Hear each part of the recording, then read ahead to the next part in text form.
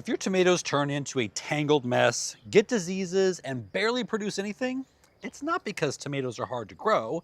It's because you're growing them the way everyone tells you to, and it doesn't work. I grew tomatoes like that for years. Cages, no pruning, just letting them go. And every season, it looked great at first, big plants, tons of growth, and then mid-season, it all fell apart. There's a simple reason: the jungle.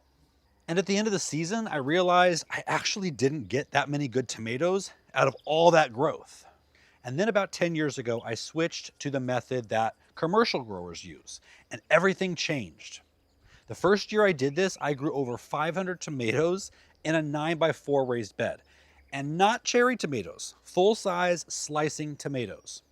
More plants, more production, less disease, and way easier to manage.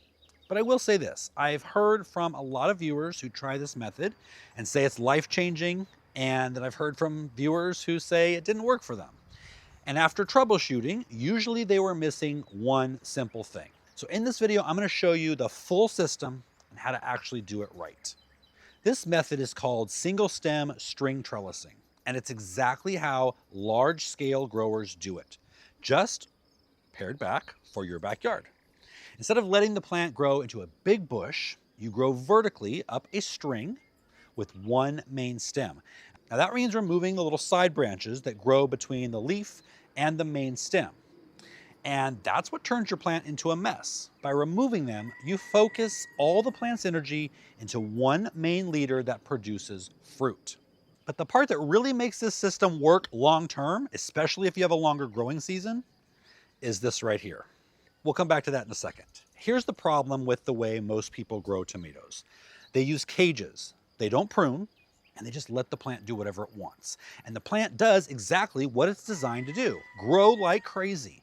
More branches, more leaves, more growth, but not necessarily more fruit. All that growth creates density. That's when disease shows up: blight, mildew, leaf spot.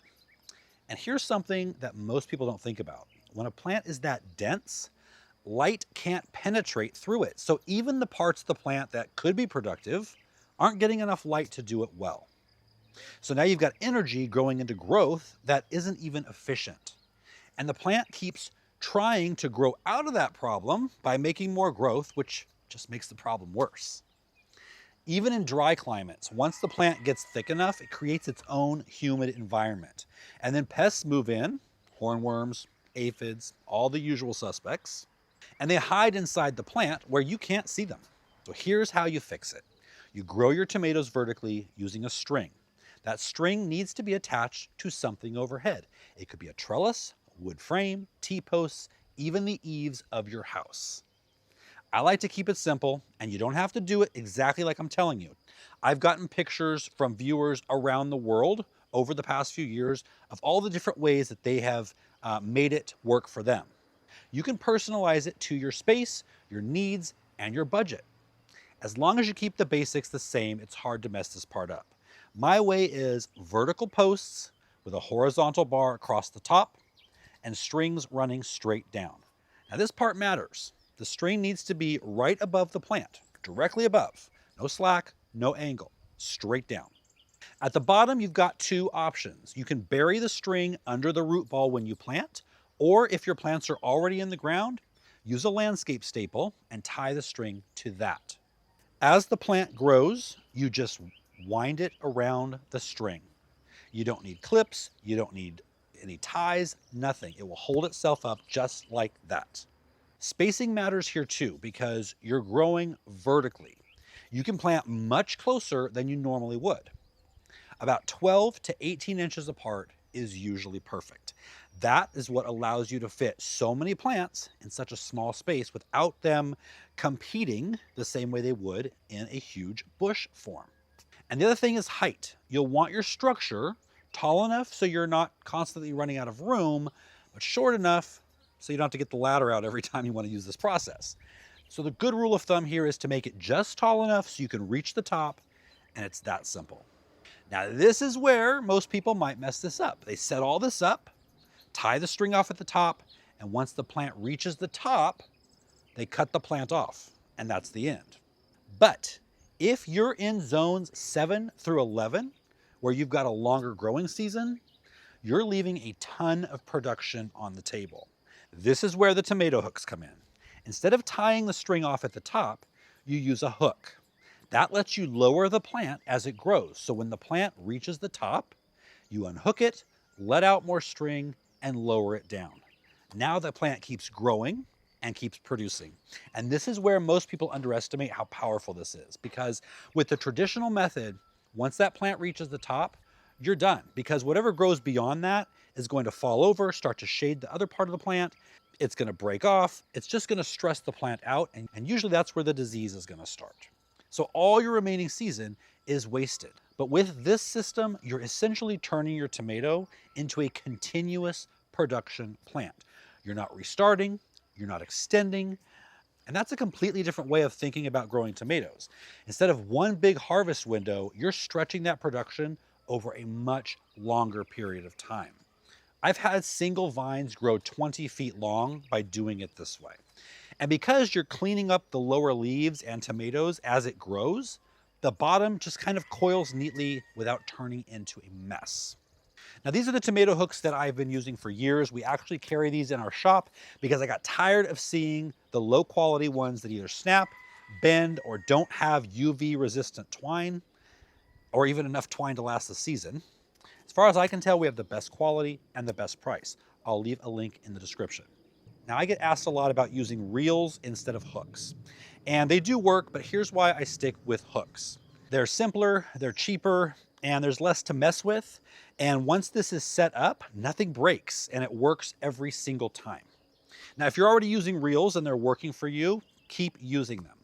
This just tends to be an easier, more affordable setup for most home gardeners. Now let's talk about when this doesn't work, because this is where you might get a little tripped up. First, determinate and cherry tomatoes. Determinates, like Romas, are more of a bush tomato, and they grow to a set height, usually 2 to 3 feet tall, and they stop.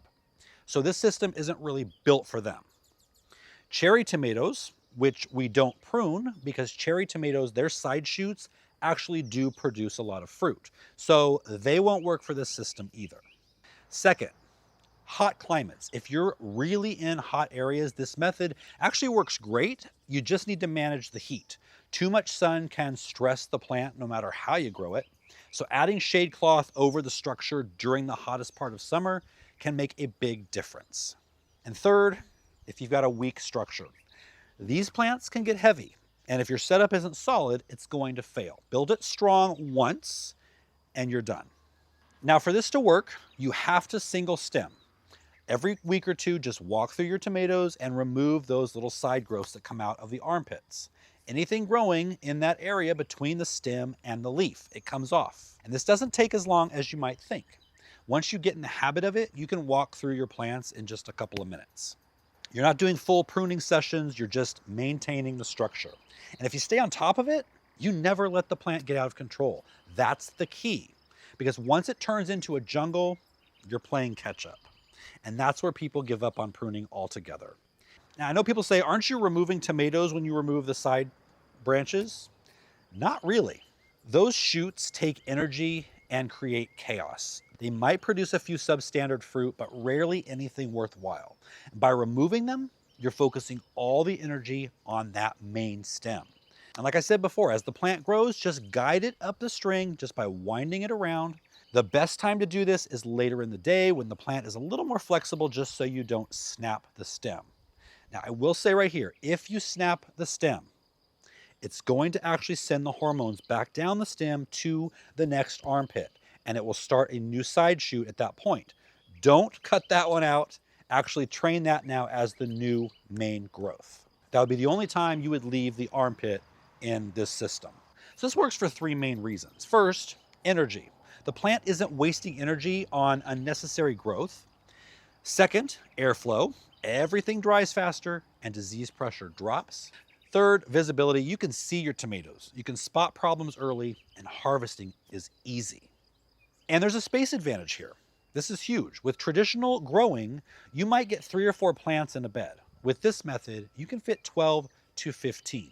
That's more production or more variety, in the same amount of space. And this is especially important if you're growing in raised beds or containers because space is always limited. So instead of needing more beds, you're just using the vertical space more efficiently. And that's one of the biggest upgrades you can make in a garden. I have tried just about every tomato growing method over the past 30 years.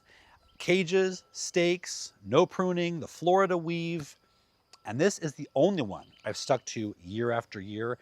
And this is probably my 10th year. It's simple, it's efficient, and it works. And once you grow tomatoes this way, it's really hard to go back. If you want to make sure all this effort actually turns into big healthy tomatoes, not just a bunch of leaves, watch this tomato masterclass next. I'll see you guys next time.